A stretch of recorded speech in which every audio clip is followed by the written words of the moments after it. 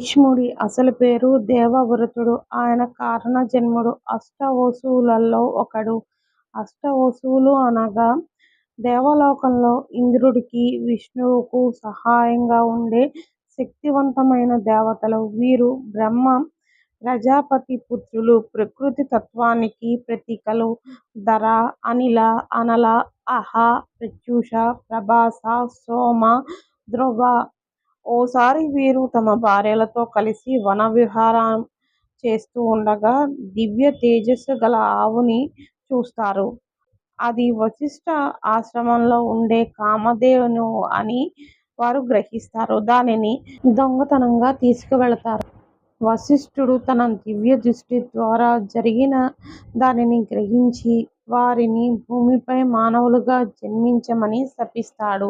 వారు వశిష్ఠుణ్ణి క్షమాపణ వేడుకోగా సహాయం చేసి 7 మంది వసువులు భూమిపై కొద్ది రోజులు మాత్రమే జీవిస్తారని, కానీ కామధేనువుని తీసుకువెళ్ళిన అష్టమ వసువు మాత్రం భూమిపై దీర్ఘకాలం ఉండక తప్పదని చెప్తాడు. అటుపై గంగాదేవి మానవ రూపం ధరించి ఎవరినైనా రాజుని వివాహమాడి తమకు జన్మనివ్వాలని కోరతారు.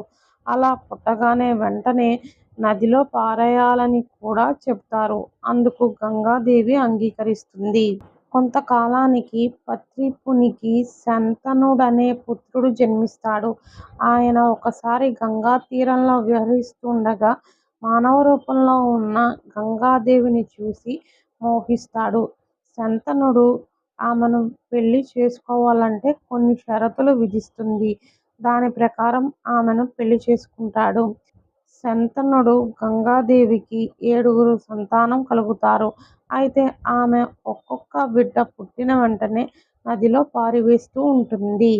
ఆ 7 విషయంలోనూ ఎలాగోలా ఊరుకున్న శంతనుడు 8వ బిడ్డ విషయంలో మాత్రం ఆమెను వారిస్తాడు. ఆమె ఆ శిశువును శంతనుడికిచ్చి అంతర్ధానమైపోతుంది.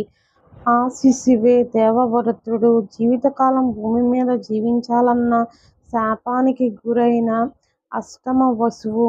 గంగాదేవి జన్మనిచ్చింది కాబట్టి గార్గేయుడు అని కూడా పిలువబడతాడు.